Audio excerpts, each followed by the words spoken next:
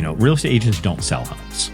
Buyers buy homes and sellers put them on the market. What real estate agents do is they market homes. Real estate agents really have to understand what their part is in the transaction. They're not selling anything over and above themselves and their services. That's what they're truly selling.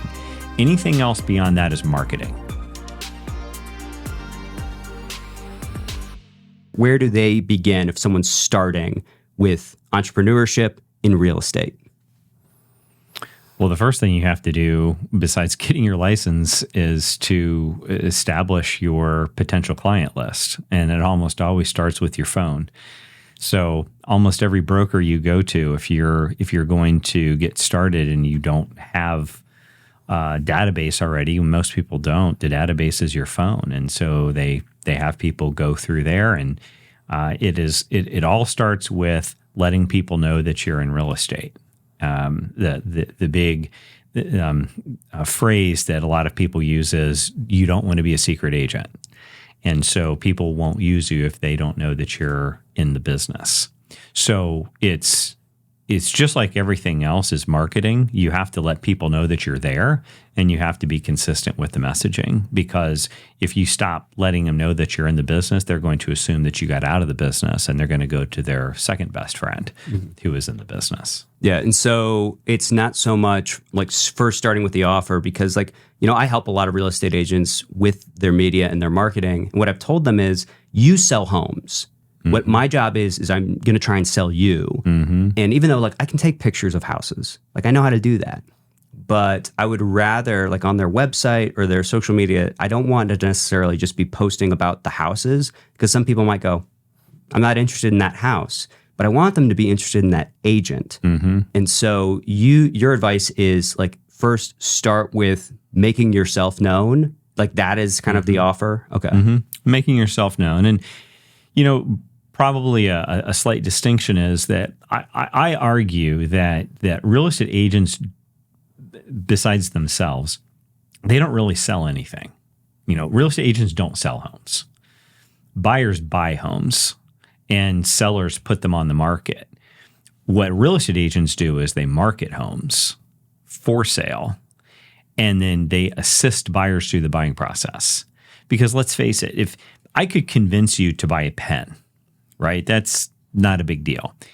What I likely am going to have a harder time doing is convince you to spend $500,000 to buy a house, unless you really, truly want that house. Now, there's clearly some exceptions to this, but for the most part, people are only going to buy a house if they truly want to do it. A pen, I might be able to break you down and convince you to buy this pen. It's okay, it's a pen. It's, $1.50 or $10, or a Mont Blanc is $100 or whatever it is now. But a house is a lot different. And that's why real estate agents really have to understand what their part is in the transaction. They're not selling anything over and above themselves and their services. That's what they're truly selling. Anything else beyond that is marketing. And there is a difference, as you know, between marketing and selling. So our main job as real estate agents is lead generating and prospecting for clients, and getting people to quote unquote buy us or hire us to assist them through the buy cycle or the sell cycle. Okay. Well, then, and I totally agree about pens. You could get me to buy a pen. I'm constantly trying to find the next pen. And right now, I prefer gel over ballpoint. I think I'm working with the Zebra G301s. I like them a lot. I get refills on them. But I think that is something that I don't think I've heard a lot of agents say, or at least people in real estate, because I know you're not an agent now, is you're not selling the home. That is a total shift that I don't think I really got until you said it. I'm 100% sellers are selling the home. And the seller's agent is just facilitating that sale. They're not actually selling it. That makes a lot of sense. Right. Yeah, so our mantra when I was selling, I was running a team, was and I would tell buyers and sellers this: our job is to guide, lead, and protect you through the process, whether that be buying, selling, or building a new home. And I believe that is an accurate depiction of what our true job is. obviously we're a lot different than most salespeople in that very few other professions, maybe with the exception of a financial advisor, maybe a mortgage lender, an accountant.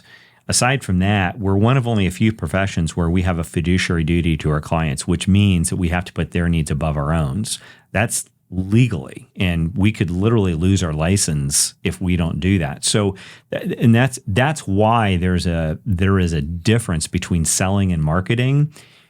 You can still sell, and you still have to put the client's needs first, even above your own needs. I don't care if you don't know where your next meal is coming from tomorrow. You still need to put the client's needs ahead of your own. And that's what you signed up for when you chose to get a real estate license. And then you were licensed here in the state of Indiana or wherever you're licensed. It's the same thing. You have a fiduciary duty to your client, which means you have to put their needs above your own in every circumstance. And so therefore you can say, well, that interfere with prospecting? It can. You have to be good at doing a needs analysis to see, do the client's needs align with what you're able to provide? Mm-hmm. If they do, great. And if not, that might be a situation where you need to have a conversation to say, hey, I don't think I'm the best fit for you. And if you're just starting out, that's a really hard conversation to have. So what would it look like if someone did violate their fiduciary duty? Well, worst case scenario is you could lose your license. You could be fined. You could, in the absolute worst situation, you could go to prison for it. Mm-hmm. So that would have to be pretty bad. Most of the time, if you're found guilty of that, there would be some disciplinary action that's taken by the real estate commission. Rarely do we see that happen. Yet at the same time, I would say that most real estate agents, they're always looking for the next client. And in our business, I mean, doctors are the same way. When they take the Hippocratic Oath, what they say is do no harm. At very first, do no harm. You always have to look at your patient first. It's the same type of a concept. I'm not saying we're doctors. The concept is the same. The patient, or for real estate, the client always has to come first. Every decision you make has to be putting the client at the forefront of that decision. What is this going to be the best decision or the best outcome or the best advice for the client? Same thing with the doctor. Is this the best decision, the best outcome, the best course of action for this patient? Because I have to put them first. Even though I've got this time requirement by the insurance companies and whatever else, the corporation I work for, that I can only spend 15 minutes with them, I still have to put their needs first. And so that can be really, really, really hard to do if you're not financially comfortable and you are constantly looking at the money thing. I don't know how I'm going to make my rent the next month. Telling someone, well, you have to completely forget about that and put the client's needs first, that's really, really, really hard to do for anybody. I don't care how good you are, how ethical you are. It's hard to do because you always have to think about yourself. And that's another thing is, it kind of is in the analogy like when you're flying on a plane.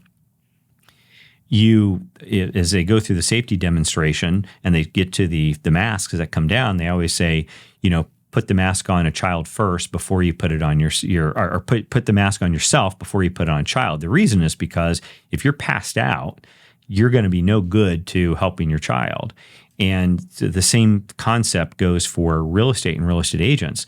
If you're not in a good place financially, you're probably not going to be in a place where you can offer the unbiased information, the fiduciary duty that you owe your clients. And that's why I usually tell people that when you look to hire an agent, you don't necessarily want to hire an agent who is so hungry they're starving and they'll do anything, because they're going to have a lot of pressure on them to make decisions that might not be in your best interest.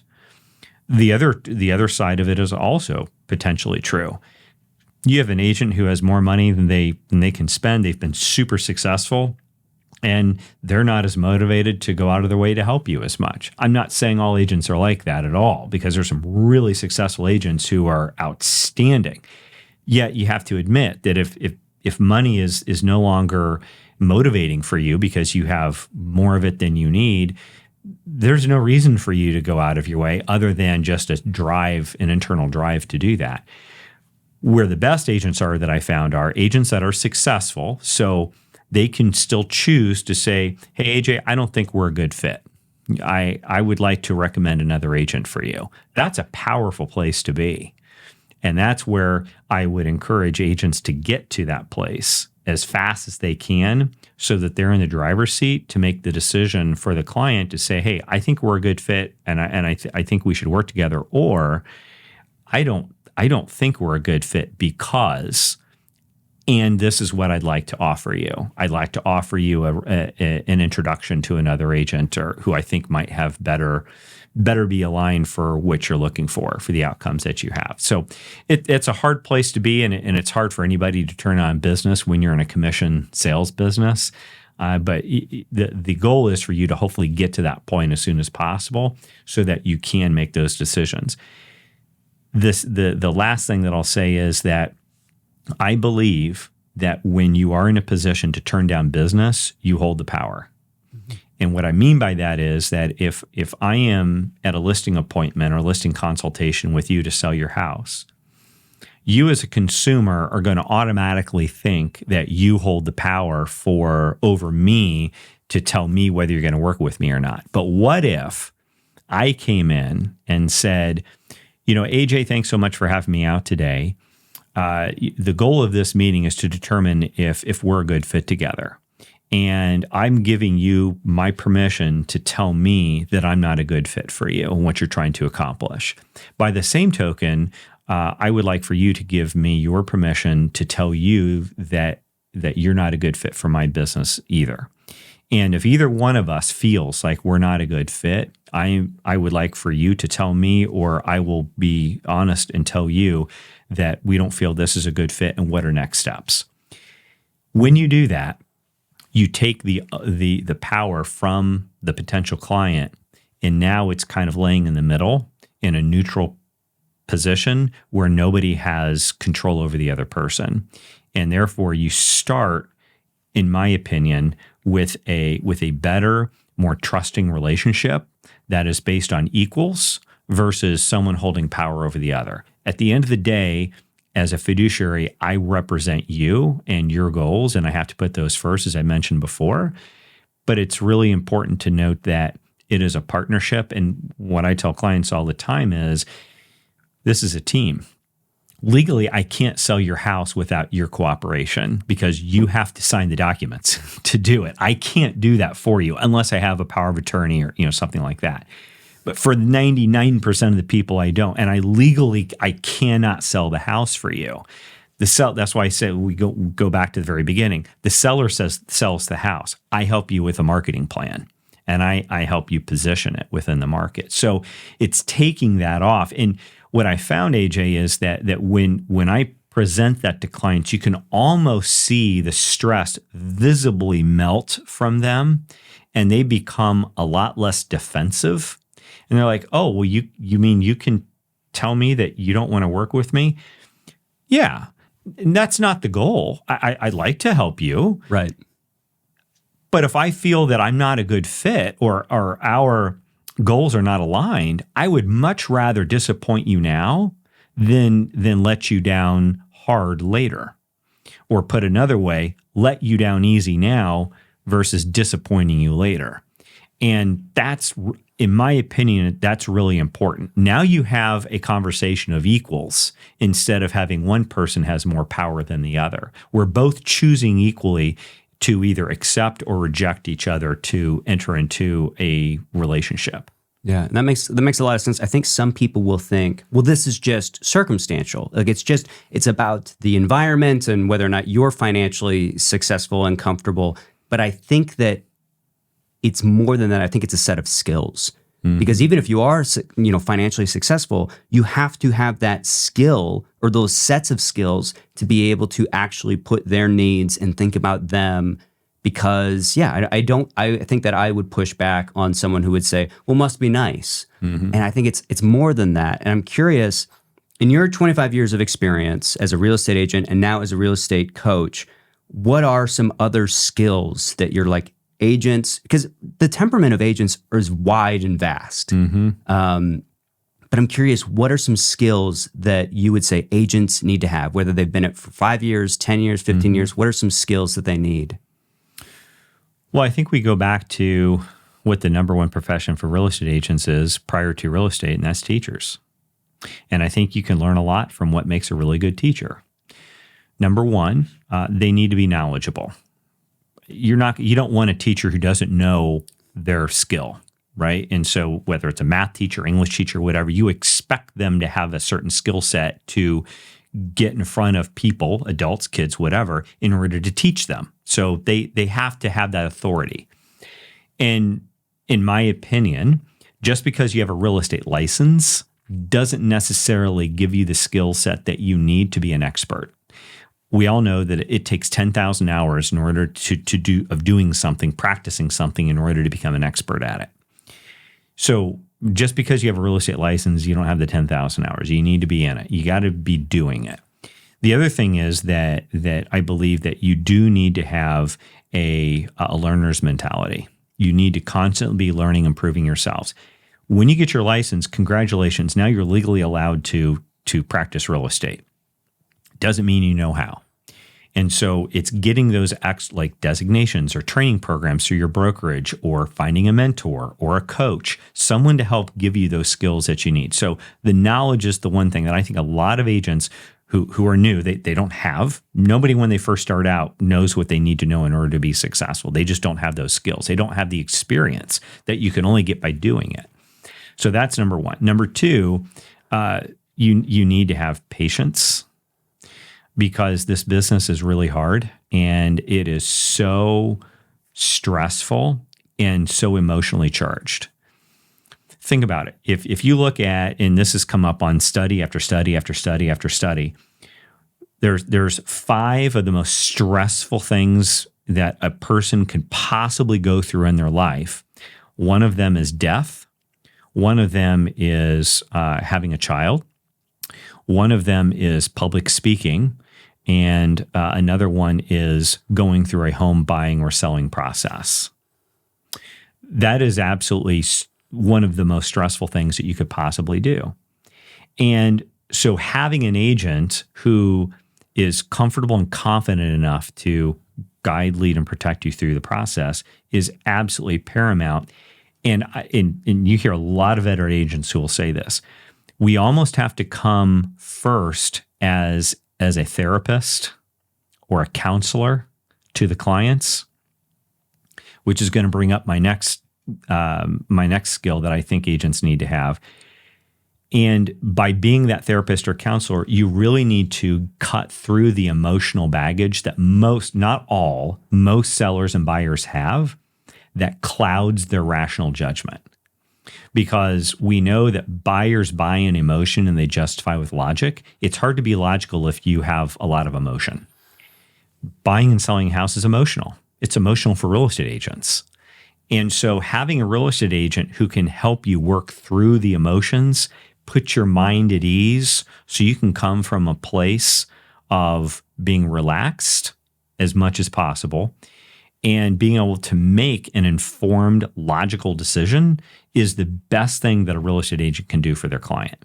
It's kind of like having a coach. Having that coach to give you that external viewpoint of where you are, something you just can't see yourself, is almost as important as the knowledge that they're going to give you on how to get better. And that's the same thing that I see for real estate agents is your agent is almost like your coach, coaching you through the home buying or selling process. And having somebody who can regulate their emotions for you is absolute gold. Some agents are better at it than others. And I would argue the best agents are ones that are able to keep a calm, cool temper, even in the midst of some of the most heated debates and negotiations. I would also say another skill or trait that a successful agent should have is being able to negotiate. I mean, this is what we do. So if you don't, you have to be comfortable with confrontation. You have to be able to negotiate and be able to put forth your client's position and sell it to the other agent to sell it to their buyers.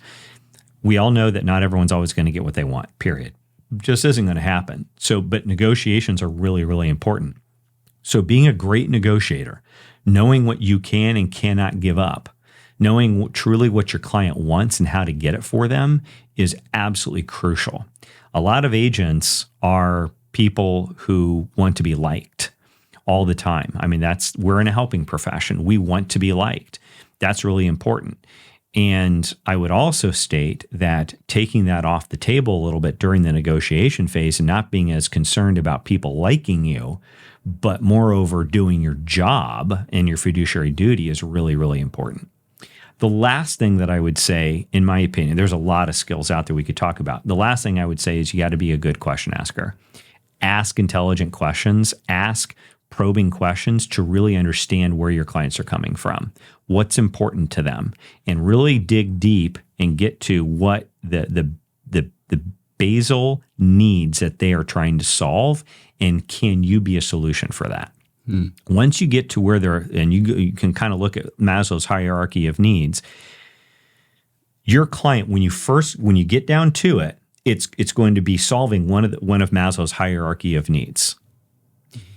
With the first, when you ask them, AJ, why are we selling our house today? Why am I here? Why did you ask me to come out? Or help me understand a little bit better as to why you are choosing to sell your house today. And my guess would be it's typically either something good happened or something bad happened. Absolutely. It's usually not, that's so much work. I woke up today and I decided I wanted to sell it, right? So yeah, it's you're going to have one of your major life events is one of the main reasons why people buy or sell, and that is you got married, you maybe you got out of your parents' house. That's a big one. Having a child, having a death in the family, maybe you died. That could be a reason that you need to sell for your estate, or a job promotion or a job transfer. So those are your biggies. And so those are all reasons, major life experiences. There's a lot of emotions that are surrounding those. And so again, you got to cut through those emotions. But usually when I talk to people looking to buy or sell, and I ask them, so what brings us together today? What's happening? And then they'll say, oh, we got, we just kind of outgrew the space. Okay, great. What's important to you about that? Well, we just had a child, and Steve, you know how much space all the baby stuff takes. Oh my gosh, yes, absolutely. And we don't have a basement, and we just feel like the closets are overflowing, and we're just the walls are closing in. We just need more space. It's time to move up. Great. What would more space do for you? Well, boy, it would just make us feel so much better. We'd have so much more. We wouldn't be as chaotic in our house. It would make us give us more peace.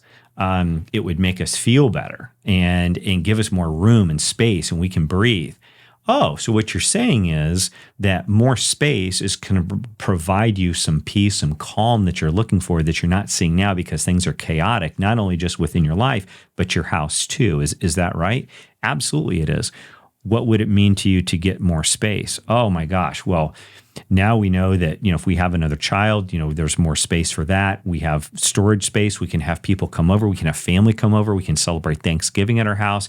And Steve, I can't tell you the last time that our whole family was together. And it would mean so much to me to be able to have my family come over and come to our house for Thanksgiving.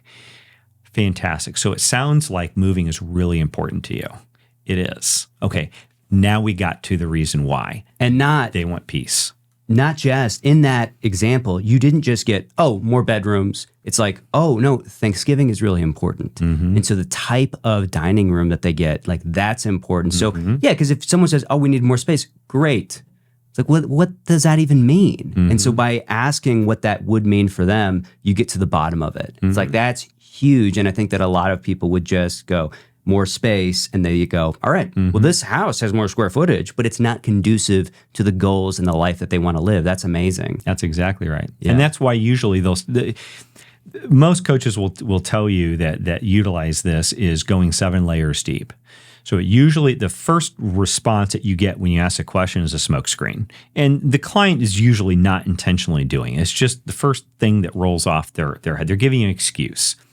You got to keep asking what's important to you about that. What's important to you about that? What's important to you about that? Until you get down to what we call the 5, 6, and 7. Once you get down to the 5th, 6th, or 7th question, that's where you really start finding out what the motivation is for the client. And that's important because you can leverage the motivation to keep that in front of the client so that they understand, even though this is a hard, difficult, sometimes expensive process, monetarily, emotionally, this is why they're doing it. And you can use their words, their motivation. It's not yours. It's theirs. Say, well, I know things haven't necessarily gone as smoothly as we thought they would or we hoped they would. Just keep in mind, this Thanksgiving, you're going to have your family over for the first time in years, and just think about how that's going to make you feel. That's why we're doing this. You're right, Steve. I just need to keep that in perspective. And I can't tell you how many people have said that. Clients, thanks for keeping things straight, or thanks for keeping the priorities where they are. So that's what's important about that. It's finding out what their why is. Why are they doing what they're doing? Because and then you have to keep that in front of them, because there's going to be those times where they get weak and they'll be like, is this really worth it? Well, what you told me was that, yes, it is, because this is what this move is going to mean for you. Yeah, and you can't get to that level consistently. You might be able, we got the 7 questions deep, but to maintain that, I think that is where that fiduciary duty, the analogy of the comparison with like how the doctors, like they take that oath, you cannot get to that level and maintain that level if they say, oh, well, it's not worth it, let's just do this house instead. And you'd be like, oh, okay. If you didn't have that framework and that mindset of, no, I'm going to do what's best for you, and this house isn't it. Like that's so key. But I'm curious, you help a lot of agents with thinking about all of these things. You're one of the most educated real estate, or you were one of the most educated real estate agents on the planet. And I know that you help them think through a lot of these very minute, specific skills. And so it was really helpful for me to hear, hey, because that's applicable with every business. But you developed something that I think is really cool that not a lot of people have even begun to tap into, which is your Premier Connect program. And so I know you help people with everything, but I'm curious, what is the Premier Connect program? And can you explain it to me and kind of frameworks, or explain how that framework works so that people can apply it to whatever business they're in?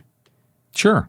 Yeah. So the Premier Connect program was really developed based off of needs. So like most products, they're created because they see a need or an opportunity or a hole that isn't currently being offered by the market. And so what I mean by that is that I realized painfully that after 22 years that I had given literally hundreds of thousands of dollars, if not more, of business to my vendor partners that I'm extremely loyal to, and they're loyal to me too. Yet, because I didn't ask for anything in return, they weren't sending me business. And I realized that was a massive missed opportunity. And then I thought about 22 years worth of business that I've been sending to these people, and it's my fault I didn't ask. And that's the whole thing with sales. Why didn't you buy? Well, because you didn't ask me to. You got to ask, and I didn't do that. And shame on me for doing that. So what I found when I was talking to my vendor partners, and I started asking them, I said, how many agents actually ask you for referrals? And the common response was none. And I found that to be fascinating. So I said, okay, well, so it's not just me. It's most real estate agents don't do this. And so it was a fundamental mindset shift for me of, if I'm sending all this business to my referral partners, why shouldn't I be expecting at least a fraction of that to come back to me? It costs them absolutely nothing, other than just keeping me in mind as opportunities present themselves. On average, the average person knows 5 to 7 people who are moving over the course of a year, 5 to 7. So you're working with all these vendor partners. They're going to know 5 to 7. You're not asking for all of them. You're just saying one. Just send me one person you know. I send you all this business, one person. So that was one aha. The other need was that's the vendor part of the program, and the other was the concierge part. And what I found was that I was getting 2 pushbacks from clients. Number one, I was starting to see the number of clients during my listing presentations who were asking me to reduce my commission was going up. And I found that interesting because I hadn't had a lot of people who asked for that before. And before I go on, there is no set commission, and there's tons of different business models out there, and there is not one right model for everybody. I have a model that I use, and it works for me. And so, my model is that, I charge a certain amount for services that I provide clients, and I don't typically change that number. It is what it is, and you either see value in it or you don't. What I was finding is that the old adage of in the absence of value, price becomes a conversation was becoming more and more true. And it became evident to me that I wasn't providing the value, or at least showing the value to clients before asking them to commit to me via listing agreement or buyer's agency agreement or what have you. And so that was a big aha. And I'm like, okay, I need to do something that provides more value to people than what I'm currently doing if I want to reduce the amount of commission reduction requests. And so what am I going to do that? The other half of this equation is that I was at a high-end property. It was almost $1 million and got along with the seller really, really well. And we gave him a few things to touch up, nothing major. His house showed great, just a few minor things. And he had another agent that he was interviewing after I was there. And so we agreed to follow up the next day. And so I called him and followed up with him. And essentially he had said, I chose to go with the other agent. And I was absolutely floored because the listing appointment went great. We got along great. I felt that we were a good fit. And he even acknowledged that. So I asked him, I said, what could I have done differently to have affected a different outcome? And he had said, well, you gave me 5 things to do to my house. I'm busy. I'm in the middle of moving. I got to run a business too. I just don't have time to do these things. Well, to me, my thought was it's only 5 things. It's not a big deal. To him, it was a big deal. And I didn't offer him a solution to the problem that he was putting in his head of, now you just gave me 5 more things I got to do on top of everything else. This other agent, however, did a good job and had a handyman that she just said, hey, I've got a handyman. I could take care of all these things for you. You don't need to do a thing. Just green light me and I'll take care of it for you. She solved a problem that I didn't even know was a problem because I didn't ask the right question and I didn't show him a package ahead of time to show that I have a solution to his problem. It was a marketing issue. So I created the concierge program to address that. The concierge program, simply put, it is a proactive program that I offer all of our buyers and sellers such that it handles all the details so you don't have to mess with it from buying or selling a house. This could include handyman services for the small repairs like this client was talking about. It could include painting, carpet cleaning. It could include staging. It could include house cleaning. There's all kinds of different things that are included in this. And the point is that if you go in with a well-marketed and packaged product for a client, they're much more likely to go with you because you offered it to them up front versus having to have them ask you for it. And now you're much more reactive. And that was my problem. I wasn't proactive enough. And so when I lost that business, that was about a $25,000, it was a $24,000 commission. I realized that was an expensive lesson. That was my tuition. and I was going to use that tuition and not make that mistake again. Mm-hmm.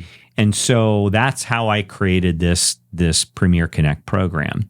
It's comprised of two parts: a Premier Partner Network, which is a vendor management system, and the other part is a concierge program, and that they work together, much like a restaurant.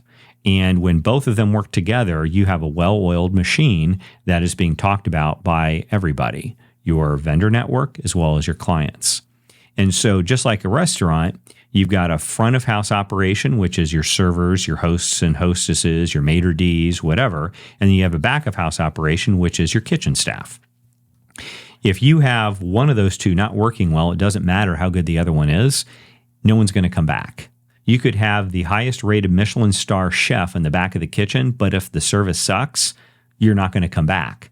Versus you could have the best service in the world, like 5-star service, but if the food sucks, you're not going to come back. Both of them have to be working.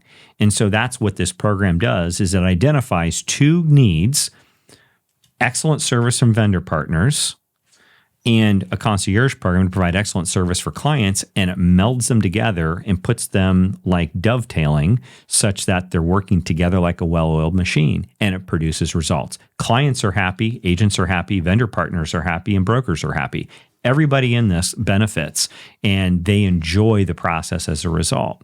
And you're providing a value add to your vendor partners because you're enhancing the value that you provide over and above just the work that you're sending to them. There's extra things that we teach in the program that provides value before you even send them one more referral. And so they are more likely to send you business.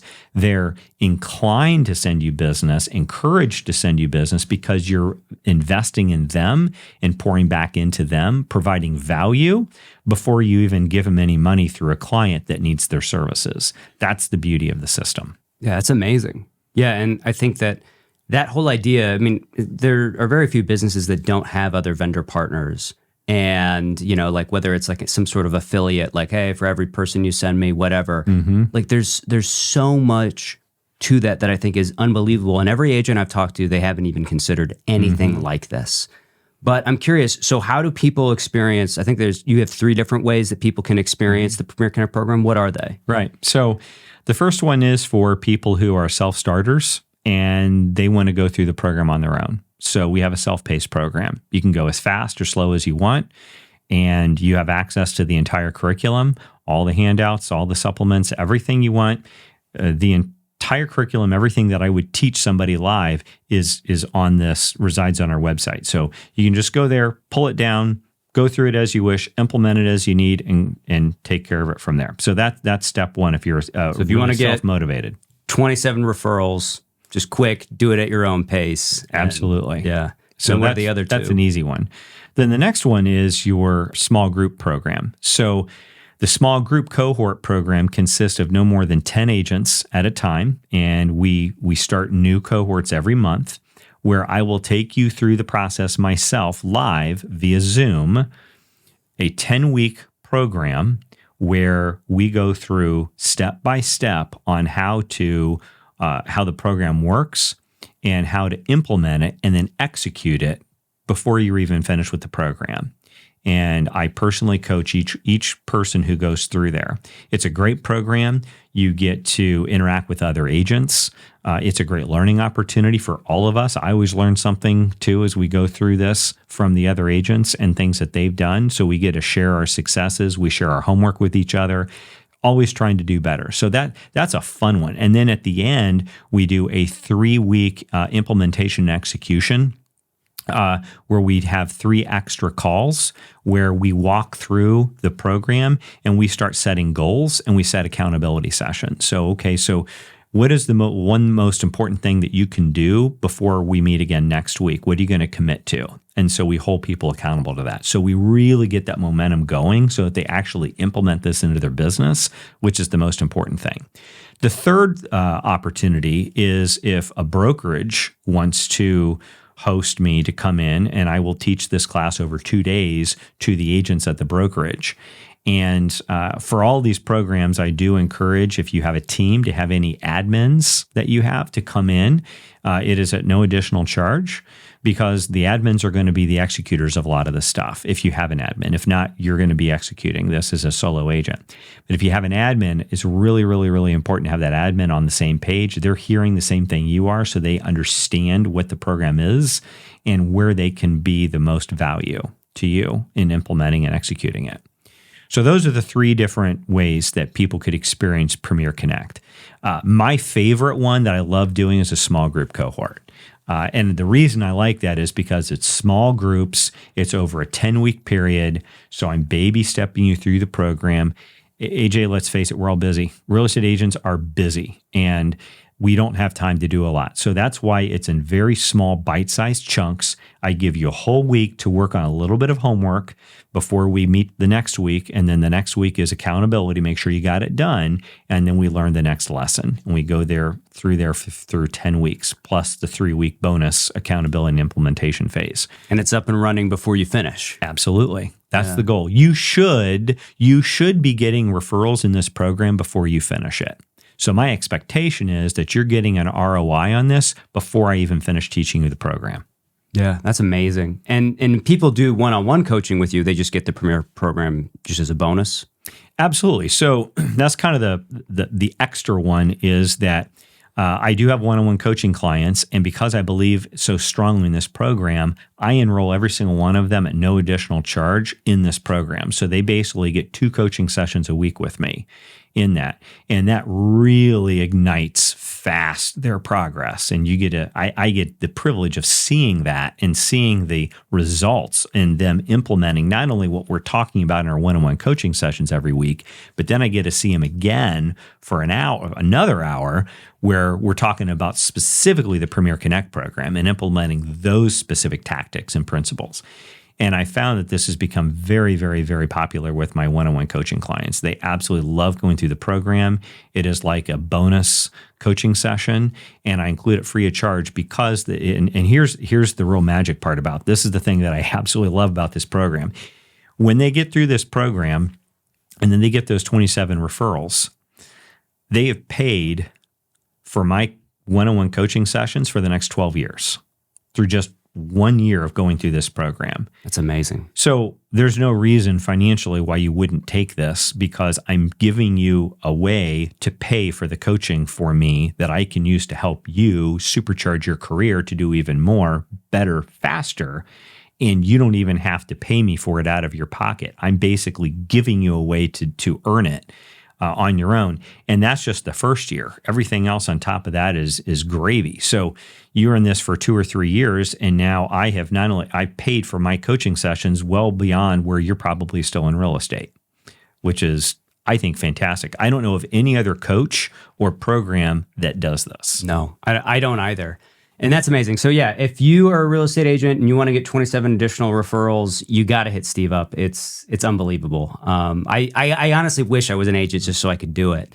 But I know that I'm going to be applying that to my business. And if you're not an agent, I hope that you apply some of the things we learned here in your business as well. But Steve, before we leave everybody, what is one virtue that you want to see more in the world?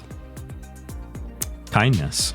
And along with that, respect for people. I think that if people just respected each other instead of judging them, we would live in a completely different world within a generation. Wonderful. Well, thank you so much, Steve. This was a pleasure. I learned a lot, and I know that everyone else listening did as well. So thank you so much. Thanks, AJ. Appreciate it.